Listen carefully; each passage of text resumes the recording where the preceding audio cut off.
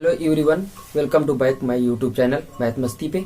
आज देखते हैं जैसा कि चतुर्भुज प्रश्नावली 13.4 चैप्टर 13 है और कक्षा 9 की क्लास में 13 नंबर क्वेश्चन आज सीखने जा रहे हैं। ठीक है, जैसा कि पिछली क्लास में आप लोगों ने 12 नंबर तक क्वेश्चन सीख लिए थे, आज 13 नंबर क्वेश्चन सीखेंगे। ठीक है, आइएगा। देखो आपका क्वेश्चन क्या लिखा, मैं पढ़ देता हूँ एक बार। ठीक है, लिखा है सिद्ध कीजिए कि यह समांतर चतुर्भुज के विकर्ण परस्पर लंब है तो एक आयत होता है। हमने लिख दिया है कि एबीसीडी एक समांतर चतुर्भुज है जिसके विकर्ण एसी और बीडी बराबर है।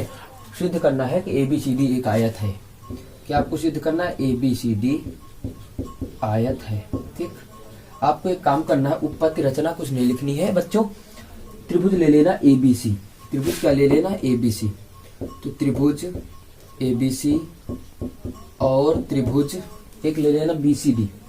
त्रिभुज क्या ले लेना? बीसीडी। ठीक, बीसीडी में 3 बातें आपको लिखनी है बच्चों।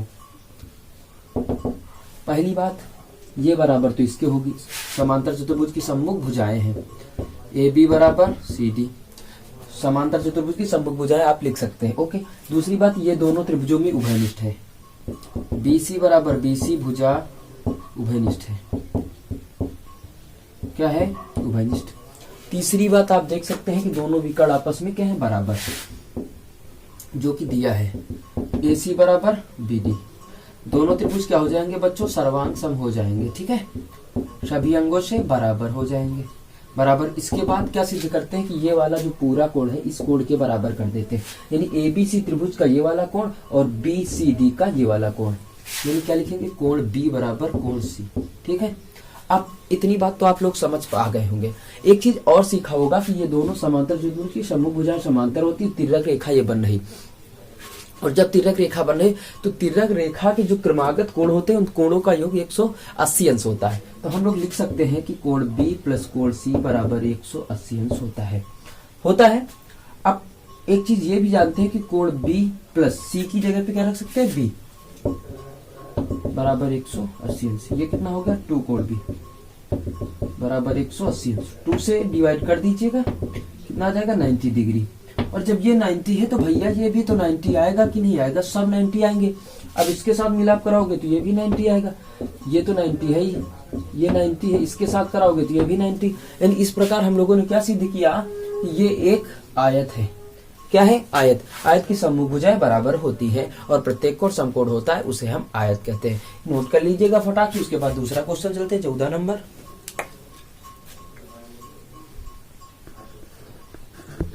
बच्चों ये आपका 14 नंबर क्वेश्चन देखते हैं। ठीक है, कौन सा है? 14 नंबर क्वेश्चन। 14 नंबर क्वेश्चन में लिखा क्या, मैं पढ़ रहा हूँ।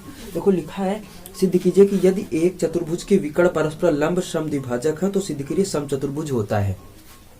इसके विकर्ण लंब समद्विभाजक है और इसको सिद्ध करना है कि ये एक समचतुर्भुज होता है। तो बच्चों एक काम कर लीजिएगा, ये वाला त्रिभुज ले लीजिएगा, आप बड़े आसानी से हम लोग लगा लेंगे। ठीक है, त्रिभुज AOD, त्रिभुज COD। आप देख सकते हैं कि ये वाला बराबर इसके,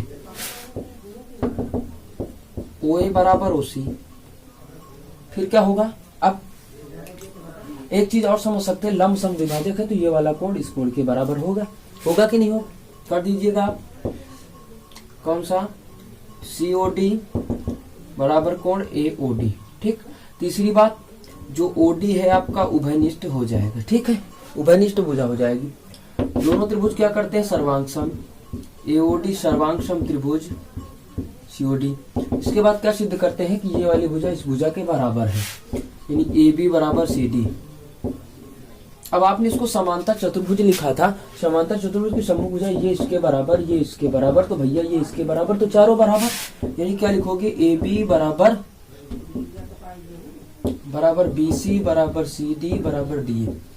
तो जब चारों भुजाएं बराबर होती और ये 90 अंश का कोण बनाई था, लंब समद्विभाजक है, तो ये आपका क्या हो गया? क्या लिखोगे कि ABCD समचतुर्भुज है, समचतुर्भुज है। यही हमको प्रूव करना था। नोट कर लीजिएगा। उसके बाद अगला क्वेश्चन हम 15 नंबर बताने जा रहे हैं। ठीक है, नोट कर लीजिएगा बच्चों।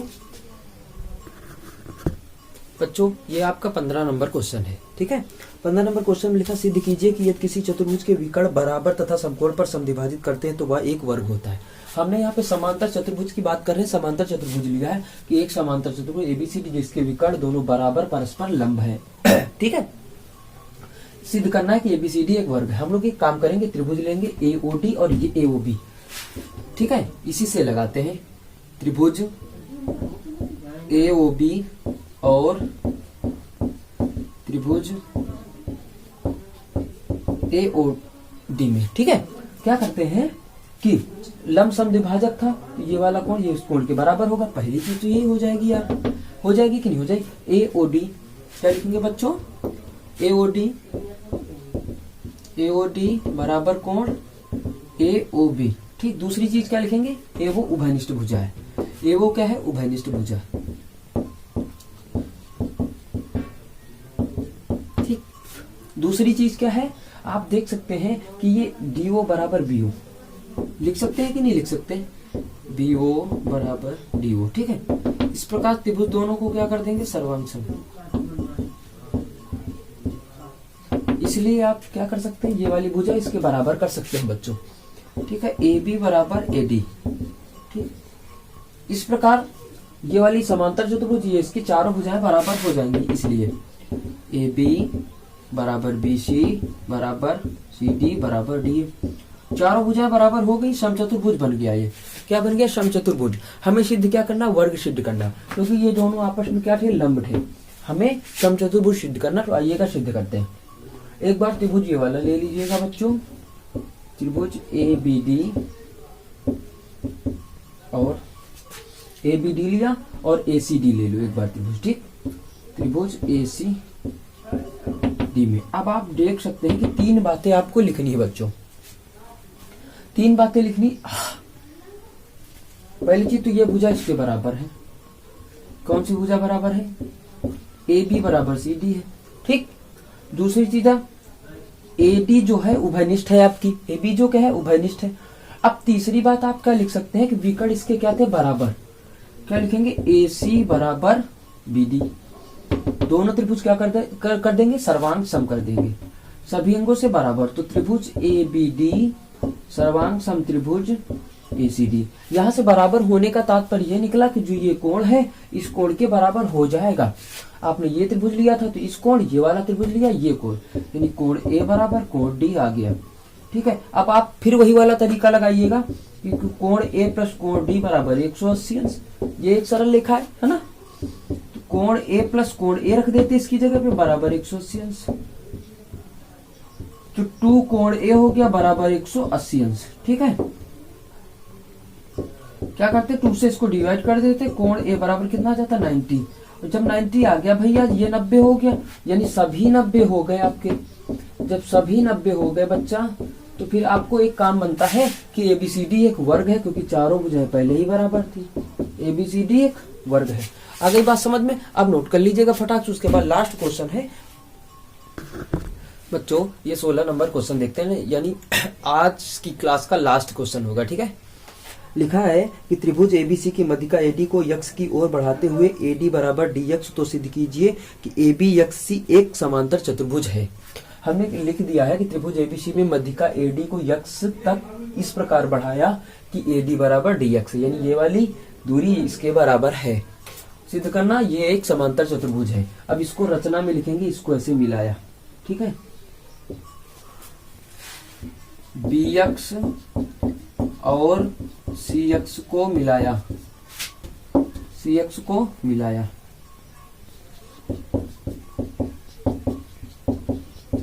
ठीक।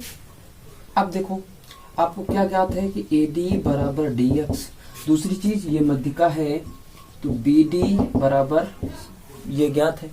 त्रिभुज आप ले लीजिएगा कि ए बी डी, और त्रिभुज आप ले सकते हैं त्रिभुज ए डी सी में, ठीक है, ले सकते हैं। पहली चीज तो आप ये लिख सकते हैं कि ए डी बराबर डी एक्स, बी डी बराबर डी सी। आप कहोगे कि ये तो सर कोई इसका कंप्रोमाइज ही नहीं हो रहा, लेकिन दिया है तो हमने लिख लिया, ठीक है। उसके बाद क्या करते हैं कि ये कोण 90 अंश पे काटेगा। क्या लिखेंगे, ए डी बी मध्यिका है ना, तो काट सकता है। ADC, ठीक है, 90 अंश पे काटेगा, इसलिए दोनों त्रिभुज क्या कर देते हैं बच्चों, सर्वांग सम कर देते हैं, सभी अंगों से बराबर कर देते हैं। इसके बाद करने के बाद ये वाली भुजा इस भुजा के बराबर दिखा देंगे हम लोग, AB बराबर CX, उसके बाद ये वाली इस वाली के दिखा देते हैं, BX बराबर AC। इसी प्रकार हम लोग सिद्ध कर लेते हैं कि ABXC एक समांतर चतुर्भुज है, एक समांतर चतुर्भुज है, ठीक है बच्चों। इस प्रकार से आज जो हमने बताया कि 15, 13 से लेकर 16 नंबर तक क्वेश्चन बता दिए हैं। अब जो बचे हैं यानी 20 नंबर, 17, 18, 19, 20, 4 क्वेश्चन और लगभग बचे, हाँ 17, 18, 19, 20 जो बचा है वो कल की क्लास में आप सभी को बता देंगे। Okay bye. लेकिन अपने दोस्तों के साथ ज्यादा से ज्यादा शेयर करते रहिएगा भाई, लाइक बहुत कम कर रहे हो, लाइक ज्यादा से ज्यादा करते रहिएगा। Okay bye bye.